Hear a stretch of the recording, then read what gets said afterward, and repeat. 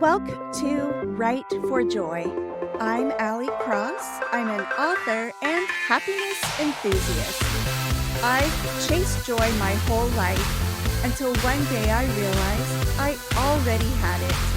Joy is all around us, so let's see if we can grab some of it for ourselves today. I'm Allie Cross, and this is Write for Joy. Hey everybody, welcome back to another episode of Write for Joy. Today I am joined by Leigh Miller, who is published in lots of different genres. Hopefully we'll get a chance to talk about that a bit today. I love this because she says her reading tastes are kind of all over. She likes everything from teen to taboo. She lives in Michigan. She, with her husband and her kids, and a spoiled rotten pit bull, and 5 needy cats. 5 cats!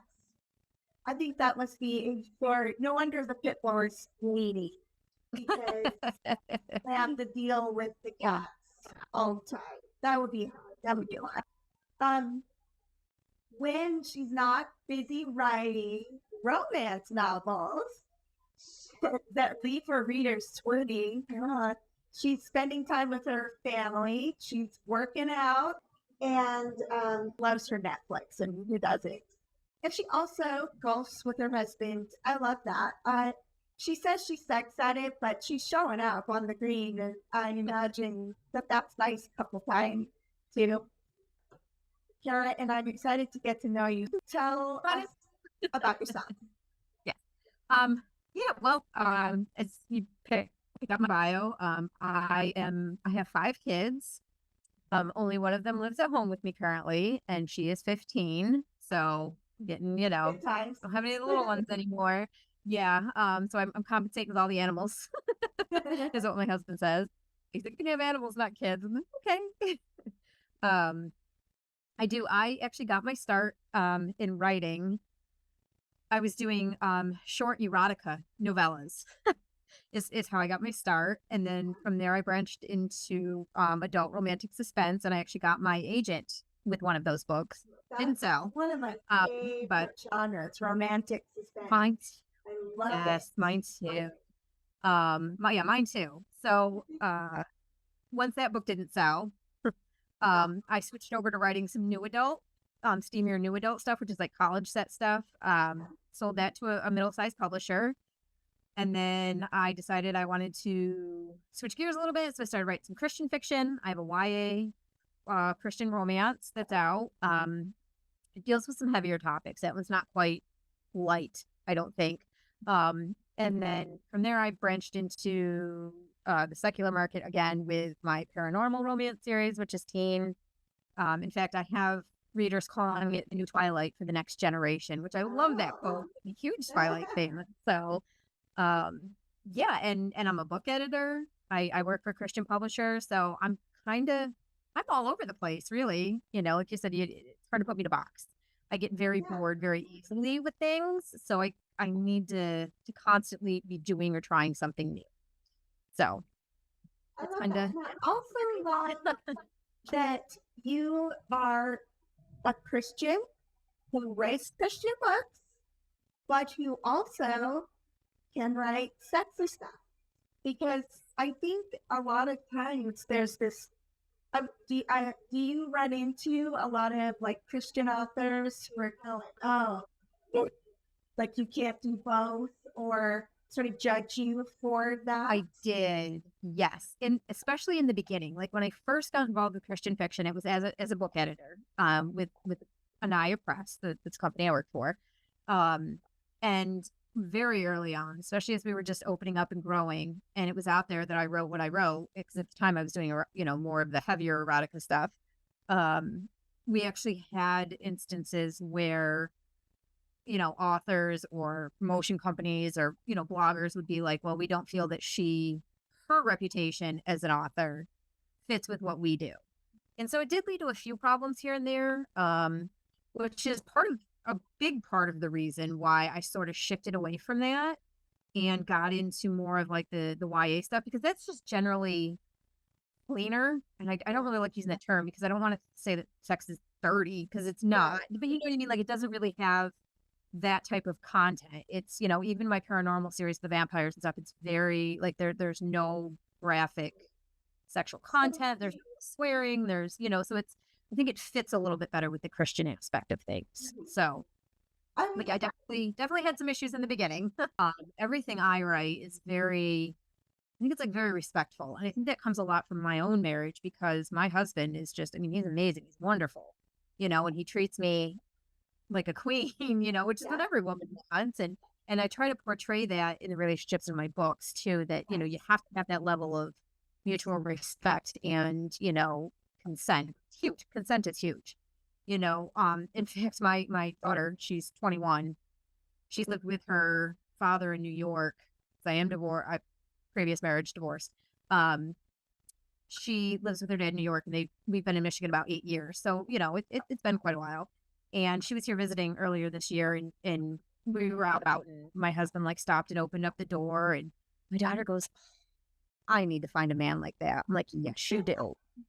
You know, so it's kind of, I want to portray the positive, healthy sort of relationships, even though they do come with problems, you know, but I really want to be able to show young women and girls that there are men out there like this and you deserve them. Yeah, no, that's my ultimate goal at the end of the day. If you're watching, you'll notice that you took a little break there, because I wanted you to be able to see Kara's eyes, because they're beautiful and they're having a reflection, unfortunately. But we are back. She did a little hair flap and she's beautiful. Thank you. So thank you for talking about that, because I think that, I don't know, it feels important to me. You know? Yeah, me too. I agree. Yeah. So how do you define joy, particularly in the context of the things that you do, because you're doing a lot of different things? Well, for me, okay, so I'm a terrible people pleaser. I really am. And I try to do everything all the time for everybody, and I try to make everybody happy. And most of the time it comes at my own expense. You know, obviously it's different with my family because they're family, you know, but in like my professional life with writing and editing and all this, I've learned that if it doesn't make me happy, I don't need to do it. Now, there's obviously certain limitations with that. Yeah, like with my editing job, you know, there are certain things that I have to do that I don't necessarily like to do, but I get paid to do them. Getting paid makes me happy. So, sorry, that's my cat. But I guess at the end of the day, it's just more, if it brings a smile to my face and when I get done doing it, I feel lighter. I don't really know how to describe that, I guess, but maybe I just feel accomplished, like I did something good and I'm smiling, and, you know, and I don't feel drained. To me, that's joy. Like, you know, when I was writing my YA paranormal series, I wrote that during quarantine. I wrote all 7 books in 2020. They just poured out of me. I was having so much fun with them. And I haven't really felt that yet with anything else. So I just haven't been pushing myself to write, really. I mean, I'm writing. I'm just not setting those really high like goals for myself that I had before. And that's okay. Like I'm happy with that. Like I'm happy doing what I'm doing, and you know, I don't feel guilty anymore. Like when I take a day off to go golfing with my husband or to go shopping with my girls, like I would always be, oh, I get back home, I got this to do and I got that to do. And I just don't do that anymore. Like I give myself permission to step away and do other things and be okay with it. Like for me, it's just a lot of personal permission to do things, if that makes any sense. Yeah, no, totally. I love that. Particularly, I hope you don't mind me sharing that you mentioned you for chronic illness that gets in the way of stuff. And we grew up in a generation that was very work focused. Yeah. And no grace for we're taking a break because for mental health, like you were just Right. talking about, we're taking a break for physical health. And a lot of chronic illnesses don't have outward displays. Like Right. somebody might look at you and think, you're totally fine. Why are you lying on the couch all day? Yep. But the thing is, I shouldn't have said somebody because usually that somebody is ourselves. Yeah, exactly. Yeah. We just had it so I don't know why, but women now you're probably a little younger than me, but Gen Xers really did grow up, boom, boom, boom, work, work, work. Mhm. Yep. I love work, so I'm a bit of a workaholic. So Me too. so it can be very difficult to totally be okay Uh-huh. with not doing anything.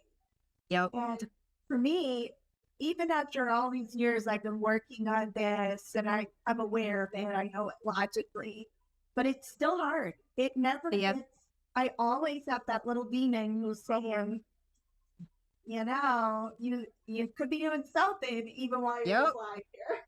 Absolutely. Yeah, absolutely. And I once had a really good friend tell me there's nothing happening in publishing that is going to cause the world to end or a career to blow up if you're not right there to handle it right at the exact time it comes in. And that was like game changing for me. So I'm like, you know what? You're right. Like, That's what it can wait till happened to me with tomorrow. marketing because I was doing everything. And Yep. if I missed, like if somehow me scouring the net for the latest news on what we should be doing, I was somehow late on something like TikTok's day. Uh-huh. It was crushing. Like I had failed. Right. And Right. turns out I'm still not really on TikTok. And Me neither.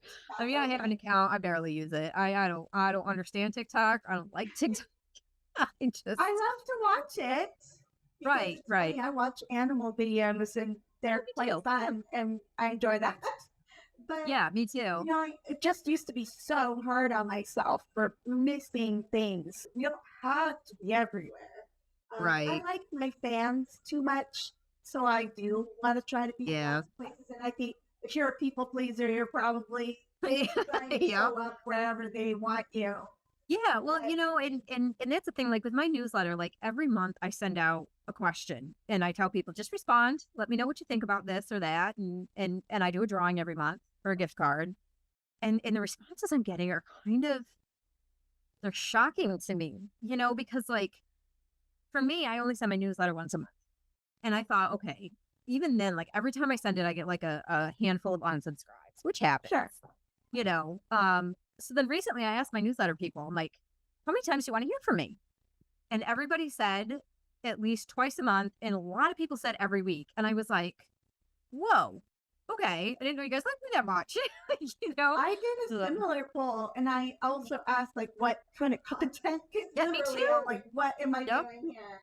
Right. And they like the personal Yes. stuff. Like Yes. they like to know if there's writing news, but they would rather hear like a personal anecdote Mm-hmm. than to read about how to write or Right. anything like that, really, or anything Yeah.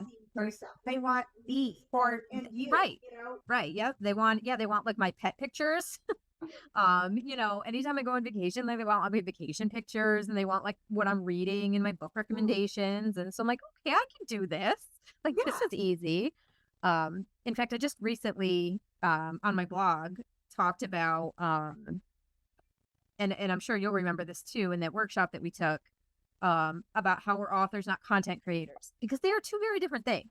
I mean, to a certain extent, I guess you guys have to kind of create content for like our newsletter and our blogs and our podcasts and, things like that. But every other thing that we do is time away from our fans and our books. And I'm really embracing that because, now like with Twitter, now X, I don't know what's going on with that. Like, I never, I mean, I have a good standing on Twitter, but I think that's mostly because I'm an acquisitions editor, and I think that's my audience there, not Yeah. really readers. I'm really active on Facebook, kind of Instagram, but I'm really just now focusing on writing my books, doing my blogging, and doing my newsletter. You know, um, I'm not gonna kill myself with everything else because like you put all that. I mean, I was spending hours a week, like so many hours, scheduling all these posts across all these social media platforms, and making all these graphics. I'm like, ugh, I hate this. I don't want to do this, and I'm just not gonna do it anymore. It's that simple. So, yeah, Well, I love that. I absolutely, love that you are giving yourself that permission, and that is ultimately that's where you find joy, or how yeah, you experience joy is when you have cut away the superfluous stuff yes, to what matters. Your stories that you felt, impassioned to write, time with your family, and time even just with yourself, letting your body rest and heal. Like, I love that you're giving yourself that space because you're going to be a longer performing author yeah, ultimately. The yeah, happier and more content you are. So yep, that's yep, really cool. So yeah. I where mean, do you find your joy in your writing? Is it in the stories you write, or the process, or is it a mix of everything, or something else? I think it I think it depends. I really think it depends on the book that I'm working on, like what project I'm working on. My Christian YA, that hit me like a freight train. Like I was reading a book, I don't even remember what book series it was. It was something my daughter had, and I just grabbed it off her shelf, and I was reading it, and there was I want to say it had something to do with like a gang and a biker. I don't even remember. But I just remember thinking, what would happen if I wrote a Christian book with somebody that rode a motorcycle? You know what I mean? Because like Yeah. motorcycle club romances are big, like they're huge in the secular market. And I'm thinking, okay, well, how can I kind of turn this into something that I would like in the teen market? That kind of has a little bit of the same thing. So that one started out for me as just a scene where this new guy was coming to school and he's riding his motorcycle up on the sidewalk and he goes up to the bike rack. And the main character girl is like, you almost hit me. That's not where you're supposed to park. And it was kind of just a little like fun scene that just flashed in my head, and it just snowballed from there. So that was that one. And then obviously my paranormal series was heavily inspired by Twilight and the Vampire Diaries, which are two of my absolute favorites. And, I just, for that one, that was the characters. Like, I just loved I love the characters in that book, especially the secondary character, Jax, who now actually has his own spinoff series. He has a trilogy now. So I really think it's just different. Like, I find joy in projects just depending on what they are, you know. I've written, I mean, I'm working on a nonfiction book. Is it the unschooling of the story as it flows Yeah, through you? That is where yeah, I don't plot because I'm that person that if I sit down and write out what's going to happen, I feel like I've already told the story. So for me, it's learning the stories that unfolds. Not knowing. I mean, like I usually have a very like basic idea of what's going to happen, but I don't know the details. So for me, it's finding those details, letting the story unfold as I'm writing it, and just sort of experiencing it. Because for me, writing in that way is like being a reader. Because when you read a story, you don't really know what's going to happen. Like as you're turning the pages and you're reading, you're discovering things. Yeah. And I guess for me, it's the discovery. I just really like surprising myself with what's going to happen. Because half the time, I don't even know. Right.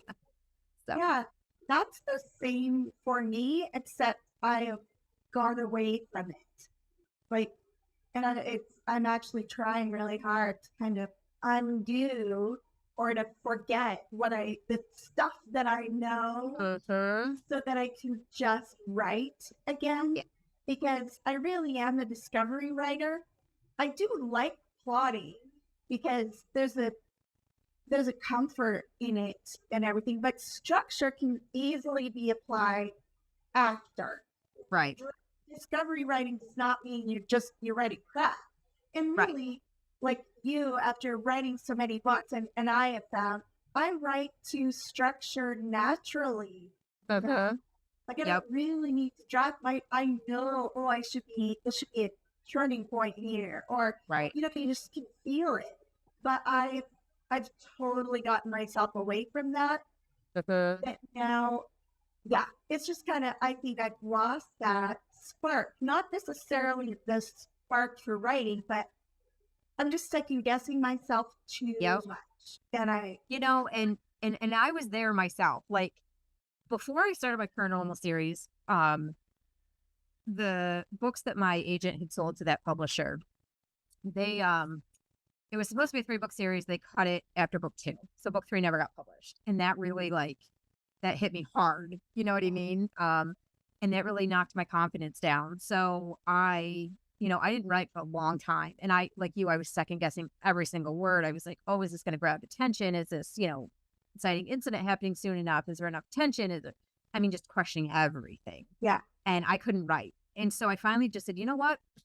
I'm just going to get out a notebook and I'm just going to start writing something for me. I'm not going to show it to anybody. I'm not going to plan on publishing it. Like, this is just going to be sort of my fun project that I'm just going to go to when I'm stuck or when I'm stressed. And that's going to be my fun thing.